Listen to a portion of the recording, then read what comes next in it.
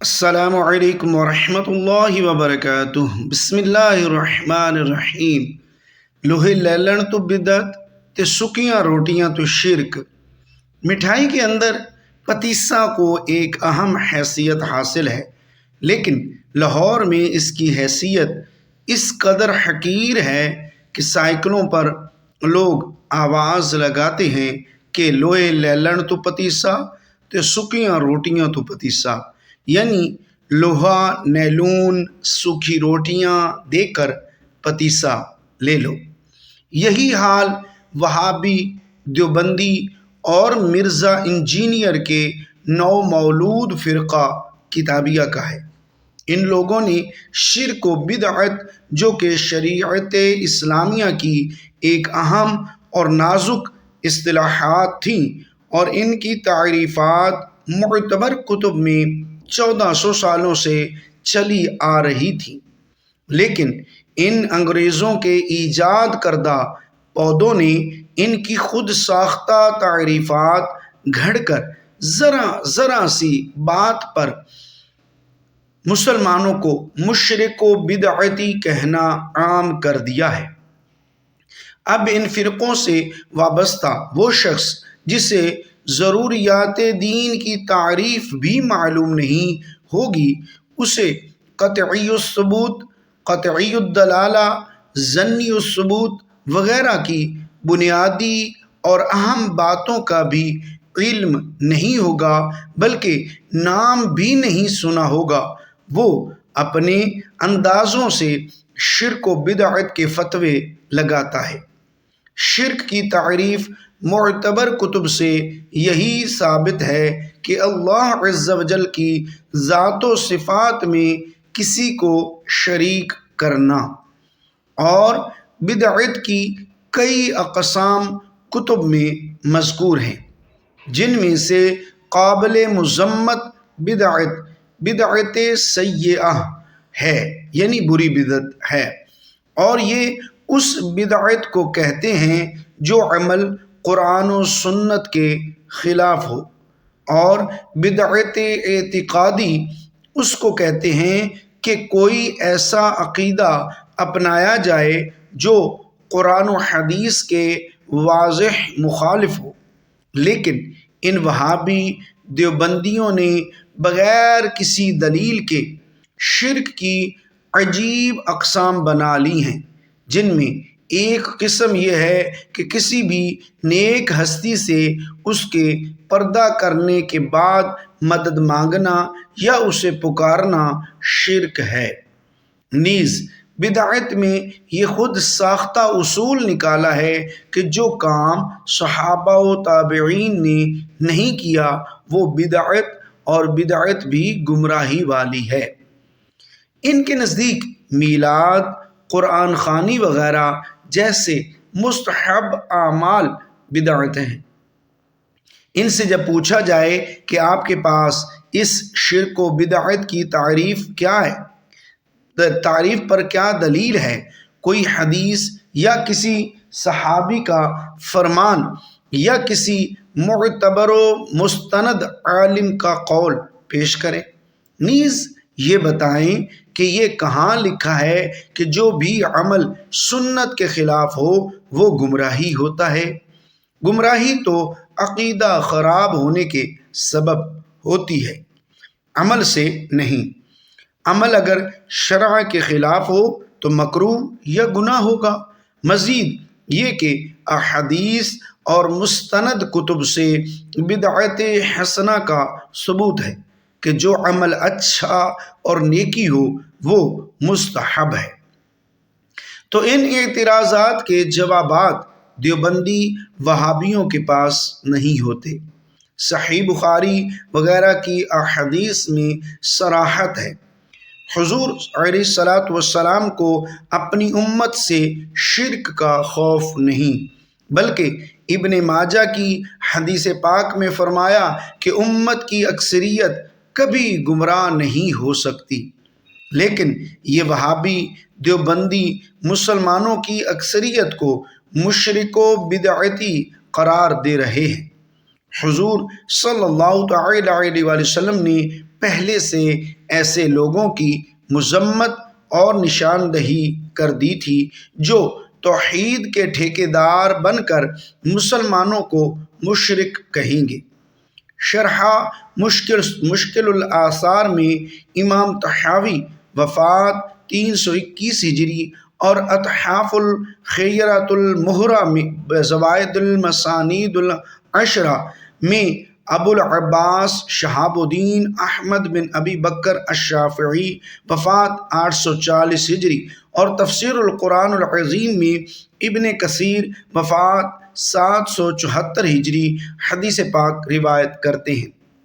ان حذیفہ یعنی ابن الیمانی رضی اللہ عنہ حدثہ قال قال رسول اللہ صلی اللہ علیہ وسلم ان ثمرة أتخوف عليكم رجل قرأ القرآن حتى إذا رؤيت بهجة عليه وكان ردي الإسلام يتراه إلى ما شاء الله انسلخ منه ونبذه وراء ظهره وسعى على جاره بالسيف ورماه بالشرك قال قلت يا نبي الله أيهما أولى بالشرك المرمی او الرامی قال بالرامی هذا اسناد جید۔ ترجمہ: حضرت حذیفہ بن یمان رضی اللہ تعالی عنہ سے مروی ہے، رسول اللہ صلی اللہ تعالی علیہ وسلم نے فرمایا، بے شک مجھے تم پر ایسے آدمی یعنی قوم کا خوف ہے جو قرآن پڑھے حتیٰ کہ اس کی رونق اس پر ظاہر ہو جائے، اس کا اوڑھنا بچھونا اسلام ہو جائے، جب تک اللہ چاہے اس کی یہ حالت برقرار رکھے، پھر اس سے یہ حالت چھن جائے اور وہ اسلام کو پس پشت پھینک دے اور اپنے پڑوسی پر تلوار کھینچ لے اور شرک کے فتوے لگائے۔ میں نے عرض کی، یا رسول اللہ صلی اللہ تعالی علیہ وسلم، شرک کا فتویٰ لگانے والا شرک کا حقدار ہوگا یا جس پر لگایا گیا؟ حضور پر نور صلی اللہ تعالی علیہ وسلم نے فرمایا، شرک کا فتویٰ لگانے والا۔ تفسیر ابن کثیر سورۃ الاعراف آیت نمبر 175 جلد 3 صفحہ 509 دار الطیبات الریاض۔ شارح صحیح مسلم علامہ نووی رحمۃ اللہ تعالی علیہ بدعت کی تعریف اور اس کی اقسام کے متعلق فرماتے ہیں، قال اہل اللغت ہی کل شیء عمل على غیر مثال سابق۔ قال العلماء البدعۃ خمسۃ اقسام واجبۃ ومندوبۃ ومحرمۃ ومکروہۃ ومباحثۃ۔ ترجمہ: اہل لغت نے فرمایا کہ ہر وہ عمل جس کی مثال پہلے نہ ہو وہ بدعت ہے۔ علماء نے ارشاد فرمایا، بدعت کی 5 اقسام ہیں: واجب، مستحب، حرام، مکروہ، مباح۔ شرح مسلم کتاب الصلاۃ تخفیف الصلاۃ والخطبۃ جلد نمبر 6 صفحہ 154 دار احیاء التراث العربی بیروت۔ علامہ شامی رحمۃ اللہ تعالی علیہ بدعت واجبہ، مندوبہ اور مکروہہ اور مباحہ کی وضاحت کرتے ہوئے ارشاد فرماتے ہیں، قد تکون ای البدعۃ واجبۃ كنسب الأدلة للرد على أهل الفرق الضلالة وتعلم النحو المفهم للكتاب والسنة والمندوبة كإحداث نحو رباط ومدرسة وكل إحسان لم يكن في الصدر الأول ومكروهة خرفة المساجد ومباحة كالتوسع باللذيذ۔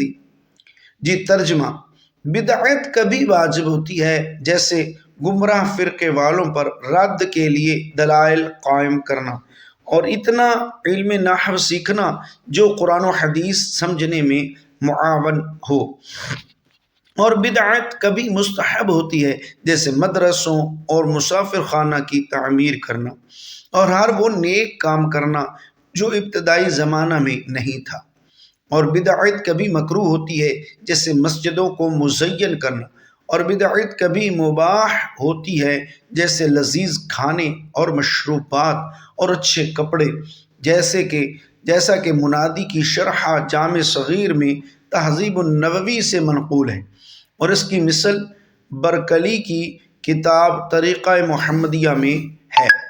در مختار مع رد المختار، کتاب الصلاۃ، باب الامامتی، جلد 1، صفحہ 559، دارالفکر بیروت۔ نوٹ: اگر حکومتی سطح پر شرک، بدعت اور فرقہ واریت کی تعریف سابقہ مستند کتب سے نکال کر فائنل کر دی جائے اور یہ قانون بنا دیا جائے کہ جو ان تعریفات کے علاوہ کوئی اور تعریف کرے گا اسے سزا دی جائے گی، تو یقین جانیں ہمارے ملک میں امن ہو جائے اور فرقہ واریت کے ساتھ ساتھ دہشت گردی بھی ختم ہو جائے۔ اور یہ مولوی لوگ جو شرک و بدعت، جہاد کی اپنی خود ساختہ تعریف کرتے ہیں اور فرقہ واریت کی مذمت کر کے نئے فرقے بناتے ہیں، ان کے فاقے شروع ہو جائیں اور یہ ریڑیاں لگا کر اپنا گزر بسر کریں گے۔ ناظرین، دعا میں یاد رکھیے گا، مزید اچھی اور اسلامی ویڈیوز دیکھنے کے لیے اپنے یوٹیوب چینل قاری الیاس اتاری آفیشیل کو سبسکرائب ضرور کریں، اور ثواب کی نیت سے ویڈیو کو لائک اور شیئر ضرور کریں، اور ایک اچھا سا کمنٹ بھی ضرور کریں تاکہ حوصلہ افزائی ہو جائے۔ جزاک اللہ خیرا کثیرا طیبا مبارکا۔